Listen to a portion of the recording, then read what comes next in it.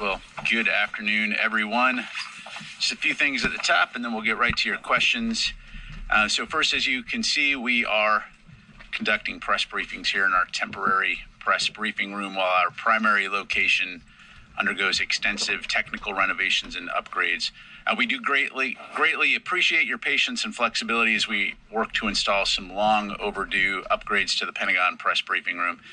Because we do not have internet or phone capability in this area of the Pentagon for a variety of reasons, our normal call-in options will not be available. So for those who have had to call in, we apologize for the inconvenience. However, we will aim to get our briefing transcripts and the audio up as quickly as possible for reporting purposes. We'll also aim to answer your questions through our DOD press desk when you send them to us. Moving forward, we'll look at ways to improve our briefing operations and the facilitation and expect that our regular press briefings will resume back in the press briefing room in middle to late May. So again, we appreciate your patience and flexibility and extend our thanks to the Department of the Air Force for allowing us to use Airman's Hall as our temporary briefing home. In other news, Secretary Austin returned yesterday from a very productive series of meetings in the Republic of Korea and the Philippines. The Secretary and his Korean counterpart, Minister Lee Jong-sup, jointly reaffirmed measures to enhance extended deterrence on the Korean Peninsula. The two leaders additionally pledged to closely cooperate regarding U.S. strategic assets in the future, as well as further expand and bolster the level and scale of combined exercises and training. In the Philippines, Secretary Austin had his first in-person meeting with his counterpart, Secretary Galvez, and reiterated that the U.S. commitment to Philippine security is ironclad. The Secretary expressed his appreciation for the Philippines' approval of 4 new enhanced defense cooperation agreement locations, and both Secretary Austin and Secretary Galvez noted that the EDCA is a key pillar of alliance cooperation and supports combined training exercises and interoperability. Separately, the Department of Defense announced today a significant new package of security assistance for Ukraine. This includes the authorization of a presidential drawdown of security assistance valued at up to $425 million, as well as $1.75 billion in Ukraine Security Assistance Initiative funds. The presidential drawdown is the 31st such drawdown of equipment from DOD inventories for Ukraine. In total, the U.S. has now committed $32 billion in security assistance to Ukraine since 2014 and $29.3 billion since Russia's unprovoked and illegal invasion nearly 1 year ago this month. Today's announcement includes critical air defense capabilities to help Ukraine defend its people, as well as armored infantry vehicles and more equipment that Ukraine is using to so effectively, including Javelin anti-tank missiles, artillery ammunition, and conventional and long-range rockets for U.S.-provided HIMARS. Additional information on this security package can be found on defense.gov. In regards to our announcement last night regarding the high-altitude surveillance balloon, I'm not going to have much new information to provide other than to say that the North American Aerospace Defense Command continues to monitor it closely. While we won't get into specifics in regards to the exact location, I can tell you that the balloon continues to move eastward and is currently over the center of the continental United States. Again, we currently assess that the balloon does not present a military or physical threat to people on the ground at this time, and will continue to monitor and review options. Finally, Secretary Austin will host a bilateral meeting today here in the Pentagon with Australian Deputy Prime Minister and Minister of Defense Richard Marles. The Secretary looks forward to discussing bilateral defense cooperation and our mutual security efforts within the Indo-Pacific region and beyond. A full readout of the engagement will post later today to defense.gov. And with that, we'll go ahead and move to your questions. We'll start with AP, Tara Kopp. Hi, Pat. Thank you for doing this. China has said this is just a weather balloon that has veered off course. Why is the Pentagon convinced that this is a surveillance balloon? And then can you give us a little bit more on the status of the balloon? You said it's in the central U.S. What state? Do you have any guidance for people as they see this balloon, or they're trying to photograph it, or maybe try and interfere with it? Sure. Thanks, Tara. So first of all, we are aware of the PRC's statement. However, the fact is we know that it's a surveillance balloon, and I'm not going to be able to be more specific than that. We do know that the balloon has violated U.S. airspace and international law which is unacceptable. And so we've conveyed this directly to the PRC at multiple levels. And in terms of specific locations, I'm not going to be able to go into specific locations, again, other than to say it's moving eastward at this time. Yeah, you had a follow-up? Well, just a quick follow-up on, as people start to see the balloon, do you have any guidance for, should they try not to interfere, not photograph? So the balloon is currently assessed to be at about 60,000 feet. So again, well above the range of civilian air traffic, or where civilian air traffic would normally fly. Certainly aware that there are cameras, civilian-owned commercial cameras that could spot this balloon. In terms of guidance to folks, again, this is something that NORAD is closely monitoring. We do assess at this time that it does not pose a physical threat, as I mentioned, to people on the ground. So we'll just leave it at that. Jennifer. General Ryder, who is controlling this balloon right now? Again, we know that this is a Chinese balloon, but beyond that, I'm not going to have specifics. But is it? You say that it's moving eastward and it's over the continental U.S. It's not over Montana anymore.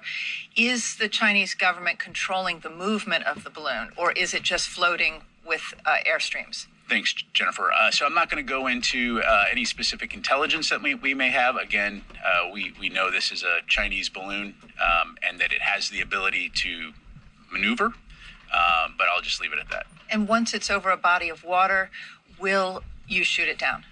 Again, right now we're monitoring the situation closely, reviewing options, but beyond that, I'm not going to have any additional information. We go to Tony. One quickie on the balloon. Can you confirm the photos that are out there that this is not the man on the moon and that is the actual balloon? Thanks, Tony. So certainly aware of photos being posted online. I'm not going to get into the business of confirming whether or not those are, where those photos come from. Again, I can tell you that the U.S. government, NORAD, is monitoring this closely, and we will continue to review options. How close was the U.S. to was the president to ordering a shoot down of the balloon? Yeah, so again, I'm not going to get into internal discussions within the White House. Again, right now we assess that there is no threat, a physical threat or military threat to people on the ground. So we're continuing to monitor, and we'll just leave it at that. Thank you. We go to Janie, and then we'll go to Rio. Thanks, General. Welcome to home. I have two questions. Please come on. Okay. In response to Secretary Austin's recent remarks that more U.S. strategic assets will come to the South Korea, North Korea warned of stronger provocations in the near future. What is your comment on this? Well, it's certainly not surprising given North Korea's track record of making bellicose statements. Again, what we're focused on is on preserving peace, security, and stability in the Indo-Pacific region. And so Secretary Austin's visit was an opportunity to, again, reaffirm our strong and close alliance with the Republic of Korea. And so that will remain our focus, is on working with South Korea and other nations in the region to deter aggression and ensure a free and open Indo-Pacific. One more. South Korea has announced that it will be test the high-powered monster ballistic missile with nuclear warhead level. This is a defense against North Korea's nuclear warhead. How do you agree with this? I'm sorry, Jane, I missed the first part of your question. Can you repeat that? South Korea has announced that it will be test a high-powered monster ballistic missile with nuclear warhead levels. This is the defense against I don't have anything on that. I'd refer you to the government of South Korea. Thank you. Let me go to Rio, and then I'll come back over here. Okay, thank you very much. Two questions on the Chinese balloon. So there is a speculation that Chinese balloon flew over Japanese airspace before reaching the continental U.S. Can you confirm that? I've seen those press reports. Again, as we acknowledged in our statement that we posted last night, we have seen this type of balloon activity elsewhere. before. But again, I'm not going to get into intelligence, and I'm not going to have any further information to provide. Secondly, how will this incident affect the Secretary's future engagement with Chinese counterpart to maintain the open lines of the communication? I think we've been very clear that we're always open to maintaining an open line of communication with the PRC, and in that regard, nothing has changed. Thank you. Let me go to Phil, and then I'll come over to Qasim. Is the position of the balloon classified? Phil, right now, what we're not going to do is get into a hour-by-hour location of the balloon. Again, we're monitoring it closely. As I mentioned, right now, it's over the center of the continental United States. That's about as specific as I'm going to get. But I understand it might be inconvenient, but does the public not have a right to know if the The balloon public is over their certainly state? has the ability to look up in the sky and see where the balloon is. Thank you. Qasim? General, you said the balloon is maneuverable. Does that mean that it's not drifting? So the balloon is maneuverable.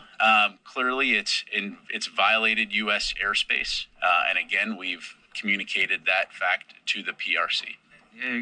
If possible, can you tell us if the balloon, when it entered the U.S. airspace, has it changed its course in any way? The balloon has changed its course, which is again wild, but that's about as specific as I can get. Thank you. Go to Matt. So you've said at this point the balloon doesn't pose any risks to citizens. How is it that the U.S. can assess that, given that the balloon is at such an altitude, without actually getting eyes on it up close and assessing the equipment that's on board? And secondly, are there any alternatives being considered to shooting it down? Is there any option to take this balloon out of the sky intact to maybe get a better look at that equipment? Yeah. So again, this is a surveillance balloon, operating at about 60,000 feet. Clearly, we did a very close assessment in terms of what it's doing. And as I mentioned, military commanders have assessed that there is no physical or military threat to people on the ground. And so in that regard, we'll continue to monitor. In terms of way ahead, we will continue to review options, but I'm not going to have anything further to provide on that. So thank you. Ma'am. Thank you, Pat. You said that this is violating our airspace, so why not take it down? Yeah, so, clearly as we assess options and considering the size of the payload on this, looking at the potential for debris and the impact on civilians on the ground or property damage, again, running through the various factors and looking at in terms of does it pose a potential risk to people while in the air. And right now, as I mentioned, we assess that it does not pose a risk to people on the ground as it currently is traversing the continental United States. And so out of an abundance of caution, cognizant of the potential impact to civilians on the ground from a debris field, right now we're going to continue to monitor and review options. And if I may, you mentioned that we've seen this kind of activity before, so why are we sharing this one, and why last night if you were following it for a few days? Is this some sort of sign that we should take from China ahead of Blinken's visit or from the activity that we had in the Philippines? Yeah, so in terms of any hypotheticals about messaging from PRC, I'd refer you to them on that front. Again, I think what makes this different is the duration and the length of which it has been over U.S. territory. But beyond that, I'm not going to be able to go into any more specifics. Mike. Thanks, Pat. Yesterday, a senior defense official said that the intelligence gathering capability of this balloon would be no better than any Chinese satellite in low Earth orbit. If that's the case, why would Beijing go through the trouble and expense to send this balloon on such a journey? Yeah, I'd have to refer you back to the PRC on that. Any opinion why? Again, look, we're monitoring this. As I mentioned, it's violated U.S. airspace. It's violated international law. We've communicated that back to the government of China. But again, I'd refer you back to China in terms of But I assume that that the Pentagon is trying to figure this out itself. Why they're bothering to do this if they can already, if it's offering no better intelligence gathering than from a satellite, right? Yeah. Again, I mean that's a statement, not a question. So yeah. The question mark at the end of it. Then. Yeah. Again, I'm not going to have anything other to provide. So, ma'am. Yeah. Go to her and then come back to Nancy here. I was wondering, is there any way that the Pentagon is able to gauge how long it could potentially loiter, comparing to balloons that have been in the past? And, how long do you anticipate that it could loiter? Sure. Yeah, so as I mentioned, we'll continue to monitor it. Right now, we assess that it'll probably be over the United States for a few days, but we'll continue to monitor, review our options, and keep you updated as we can. Thank you. Okay, let me go to Nancy here. Hi, General. I want to go back to a couple of things you said. You said several times that the U.S. was reviewing its options. I'd like some clarity. Is the option of shooting down the balloon, particularly as it's going over more populated areas, off the table? Is that still amongst the options that the U.S. military is considering? And if so, under what conditions would it do so? Yeah, thanks, Nancy. So at this stage, what I can tell you is, again, we're reviewing options. I'm not going to go into more specifics than that. And when and if there's any updates to provide, we'll let you know. It's been ruled out, shooting. Again, we're monitoring it and we're reviewing options. I'll just leave it there. And then a senior defense official yesterday said that similar incidents had happened under the previous administration, and yet some of those administration officials have come forward and said they're not familiar with it. Is there any way you could give us more details on when it's happened, over whether it was over the continental U.S. or over U.S. territories? Is that something you could potentially take to provide the public more details about the extent that these things happen? So what I would tell you right now is that information is classified. I'm not able to provide it other than I can confirm that there have been other incidents where balloons did come close to or cross over U.S. territory. And then I just want to reiterate something that Phil said earlier, that given that it's not classified and the public can see it, I just ask that you take the question that we have more specifics on where it is, given that there's no clear security reason by your own estimation in terms of keeping that information from the public. Sure. Yeah, absolutely. And again, we're just not going to get into an hour by hour where the balloon is. So we will do our best to keep you and the public informed in general terms on where the balloon is, and try to be helpful in that regard. If you're not confirming photos, we're in a guessing game where people think it's flying over. I just think some fidelity would be in everybody's. Understood. And again, I think a key point here to make, and to purposefully belabor the point, which is that, again, as this balloon traverses the continental United States, we assess that it currently does not pose a physical or military risk to people on the ground. So we will continue to monitor, we'll continue to review our options, and provide information and updates as we're able to. So, Jennifer. If it approaches Washington, D.C., will you shoot it down? Again, Jennifer, we're reviewing options, but I'm not going to get into hypotheticals or speculate on potential future actions. So let me go to the back of the room here, and then I'll come up to Joe. Thank you, General.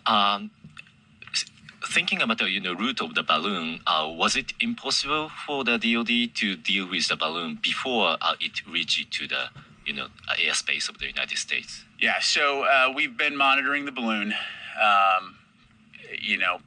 We are aware. Again, as I mentioned, it is a maneuverable craft, and we continue to assess and make appropriate decisions based on how we're going to address, what we perceive as a potential threat or not. The safety and security of the American people is paramount. And so, again, at this time, we assess that it does not pose a physical threat to people on the ground. We'll continue to monitor it, and we'll continue to review options. Thank you. Let me go ahead and go to Joe here, and then we'll come back to this side of the room. So you said that this isn't the first time we've seen a balloon fly over the continental U.S. In the past, has it flown over other sensitive areas, such as military bases? You haven't been very specific. It's just the continental U.S. Yeah, no, I appreciate it. I haven't been very specific because that information is classified, and I'm just not going to be able to talk about it. So thank you. Idris. The Canadian Defense Ministry yesterday said they were tracking a second potential spy balloon. Are you tracking a second potential incident? And when the balloon was coming, I guess what I'm confused about is when were there discussions to shoot down the balloon? Were there any discussions about shooting down the balloon when it was not over the United States, when it was potentially over international waters? Or were the discussions only when it entered U.S. airspace? Yeah, thanks, Idris. So on your first question, we are tracking one balloon. So in regards to statements by Canada, I'd refer you back to them on that. In terms of the discussions about whether or not to shoot down this balloon, that was an option, right? And so that was something that was taken into consideration. Again, because we assess that currently it does not pose a physical or military risk to people on the ground, for now we're continuing to monitor and review options. Thank you. I'll go back to Ellie and then we'll come up here. Thank you. How big is the balloon that you're tracking? And have you guys picked up, is it leaving anything in its wake like sensors? Yeah, so on your latter question, I'm not going to get into intelligence. We do continue to monitor the balloon. We do know that it is a surveillance balloon. In terms of the size, I'm not able to get into the specifics other than to say that it is big enough that, again, in reviewing our approach, we do recognize that any potential debris field would be significant and potentially cause civilian injuries or deaths or significant property damage. So again, this is part of the calculus in terms of our overall assessment. But again, we'll continue to monitor it. We'll continue to review our options and keep you updated as able. Let me go here and then over here. Thank you. Following up on the balloon question, during your conversation with the Chinese, have they indicated to you what is inside the balloon to prove the point that it's a civilian balloon or weather monitoring thing? And does that assessment differs from your assessment of what is inside the balloon, what it's trying to do? And secondly, on the India question, this week India and US launched a initiative on critical emerging technologies. This has quite a bit of defense component in it. Can you give us some more details about it and how it's going to strengthen build up your relationship with India? On your second question, I'll have to take that because I just don't have that information in front of me. On the first question, I appreciate it. As I mentioned, we have contacted the PRC. I'm not going to get into their reaction. I'd refer you to them for that. But we have clearly communicated that this balloon is violating U.S. airspace and international law and that this is unacceptable. Thank you. Go over here and then go over here. Thank you, sir. Is the Pentagon looking at any ability of maybe altering the course of the balloon to take it to a location where they could shoot it down in a rural area? Again, monitoring, we're reviewing options, but I'm not going to go into any further specifics. Thank you. Sir? Considering that this is a surveillance balloon, as you said, does it have ability to collect very sensitive data, given that it flies over nuclear sites in the state of Montana? Yeah, so again, I'm not going to get into intelligence. As we mentioned in our statement last night, once the balloon was detected, we acted immediately to protect against the collection of sensitive information, and I'll just leave it at that. Thank you. Phil? Is there any possibility that there's any nuclear or radioactive material aboard the balloon, or is there anything that's aboard the balloon that makes you believe that it could pose a risk if it were shot down? Short answer is no. But again, right now we do not assess that the balloon in its current configuration at approximately 60,000 feet poses a physical or military threat to people on the ground. Thank you. Joe? Ukraine question. The small diameter bomb in the latest Ukraine aid package has the potential to target Crimea. Is that the intent behind providing it now? So thanks for the question, Joe. So yes, as part of the USAI package, we will be providing ground launch small diameter bombs to Ukraine. This gives them a longer range capability, long range fires capability that will enable them again to conduct operations in defense of their country and to take back their sovereign territory in Russian occupied areas. When it comes to Ukrainian plans on operations, clearly that is their decision. They are in the lead for those. So I'm not going to talk about or speculate about potential future operations. But again, all along, we've been working with them to provide them with capabilities that will enable them to be effective on the battlefield.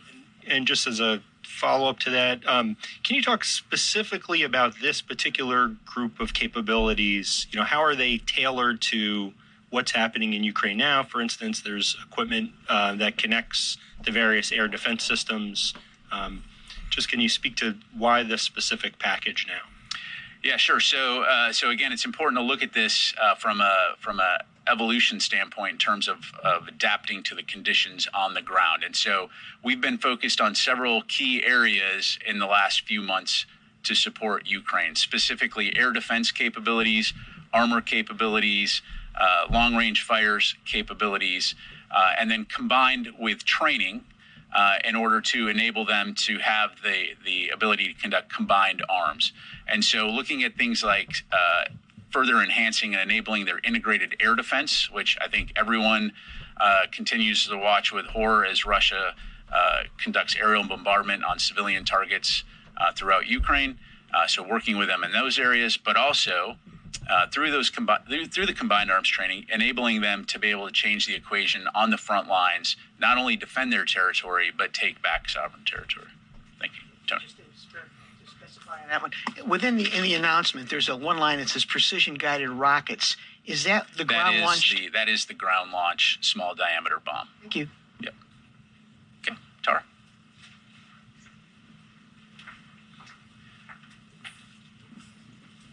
Just going back to the Ukraine package, can you talk a little bit more about integrating the air defense systems, particularly all the systems that have been sent by different NATO partners, and how do you integrate those with the systems Ukraine already has? Yeah, so without going into operationally sensitive matters, broadly speaking, so a couple of things. So first of all, it's important to recognize that the Ukrainians already have done a fairly remarkable job of protecting, of employing the air defense capabilities that they have. That said, we do recognize that as they take these new pieces and parts and integrate it into their system, continued support is required. And so we consult regularly with the Ukrainians and our international allies and partners on how they can best integrate those systems. So that is ongoing work. But again, they've been doing a pretty remarkable job of intercepting Russian missiles and drones. Thank you. All right, time for just a couple more. Oren? Two questions on the balloon. First, on maneuverability. Can it maneuver up and down as well as laterally? In other words, turn as well as change altitude? And in terms of tracking, how are you tracking this? Is it radar? Is it aircraft? And is it continuous tracking or is it more intermittent than that?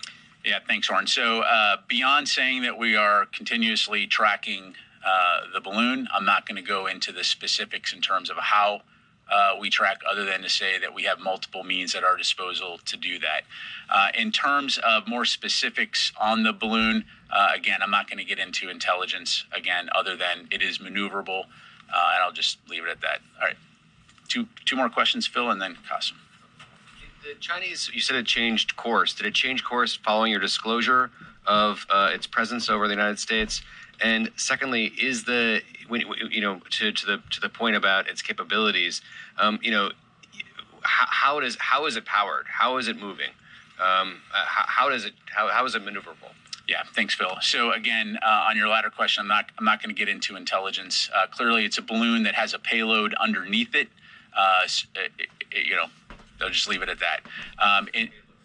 What's that? What do you mean by payload? It's got a large payload underneath the surveillance component underneath the actual balloon piece of it. So just leave it at that. And then in terms of the maneuverability, again, all I can say right now is at this point, again, it's moving eastward across the United States, currently over about the central United States. Did it change course after your disclosure, or did it change course? I don't have that information. Yep. Payload, that sounds like munitions or something that would pose a threat to. No, US again, citizens. there is it is a surveillance balloon, right? So there is a surveillance capability underneath this large balloon, right? So you look at a blimp has a basket, right? So there's a basket underneath it in layman's terms. So again, large enough to be concerning if there were a debris field. So, all right, Qasim, last question. Has there been any mill-to-mill communication with China with respect to the balloon? Again, we've communicated at multiple levels, and I'll just leave it at that. Okay. Yeah. Is it armed? Is it munitions? It is a surveillance balloon. Again, does not pose, we currently assess it does not pose a physical or military risk to people on the ground. Okay, what could payload that? Is it an engine? I'm Again, trying to... I can't go into more details. So, okay. Thank you very much, everybody. Appreciate it.